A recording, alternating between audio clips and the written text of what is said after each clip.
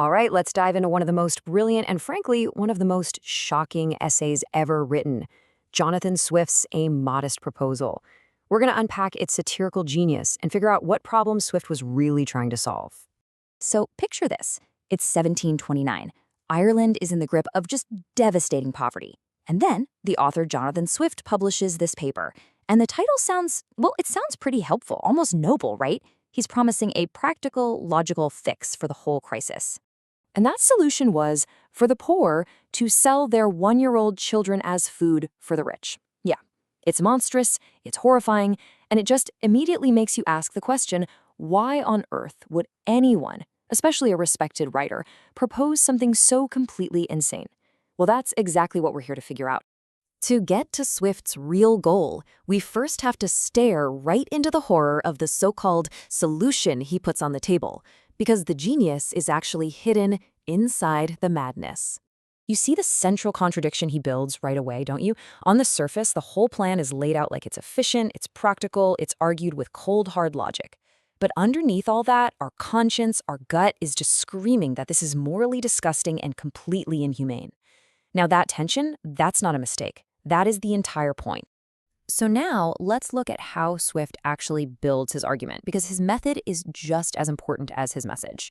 He's an expert mimic, and he mimics the very people he's criticizing so well that he makes the insane sound perfectly sane. He absolutely nails the style of the cold, detached policy papers that were common back then. You know, the calm tone, the use of statistics, the cost-benefit analysis. He does this to show that the way society was already talking about the poor, like they were just numbers on a page, was the real problem. He just takes that logic to its final, nightmarish conclusion. And this brings us right to a central warning. By taking pure, cold logic to its most horrible extreme, he proves that reason, when it's completely detached from compassion, doesn't solve problems. It actually destroys our very humanity. But then something incredible happens near the end of the essay. For just a moment, Swift drops the act. He pulls back the curtain and shows us that the real answers have been right there, in plain sight the entire time. All of a sudden, he just lists off a bunch of genuine, humane, and totally practical solutions. Things like, hey, maybe tax the landlords who don't even live in Ireland. Or how about buying local goods? Or maybe landlords could show just a little bit of mercy to their tenants. You know, the real proposals. But here's the kicker.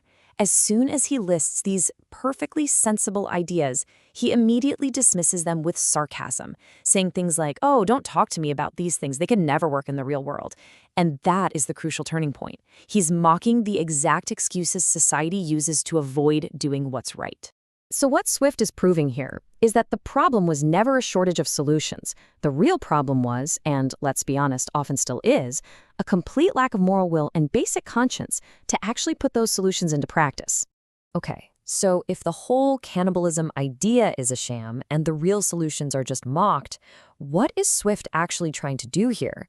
Well, his true target isn't just the government or the landlords, it's you, the reader. Swift basically takes you on this journey. First, he hits you with this horrifying but logical false solution.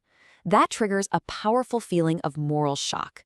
And that shock forces you, the reader, to stop and think, okay, if this is so wrong, what would be right? And right there, in that moment of reflection, you arrive at the real solution, your own moral awakening. See, he never just hands you the answer. He's much smarter than that. He masterfully creates a situation where you, the reader, are forced to just shout, this is wrong. And that feeling, that gut reaction, that is the solution he's looking for. He trusts our conscience way more than our intellect. So, when you get right down to it, it's probably best to see A Modest Proposal not as a cure, but as a powerful, brutal diagnosis of a very sick society. Think about it for a second. In a way, England was already consuming Ireland through economic exploitation. Landlords were already devouring their tenants with impossible rents. All Swift did was take that hidden, metaphorical violence and make it literal, physical, and absolutely impossible to ignore. And that's the absolute genius of the essay. It solves the problem not by giving us a neat and tidy answer, but by ripping the cover off and exposing the rotten core of a society that refuses to deal with its problems with honesty and compassion. So, after all that horror and all that brilliant satire, what's the one thing we really ought to walk away with? The essay is a mirror. It's that simple. It's designed to be held up to a society that has become so detached, so logical, and so cold that it's lost its conscience. Swift forces that society to take a long, hard look at its own monstrous reflection. And that leaves us with a final and pretty uncomfortable question. I mean, Swift wrote this almost 300 years ago, but his method feels timeless. So, where today do we still see calm, detached, logical sounding arguments being used to justify things that ignore our shared humanity?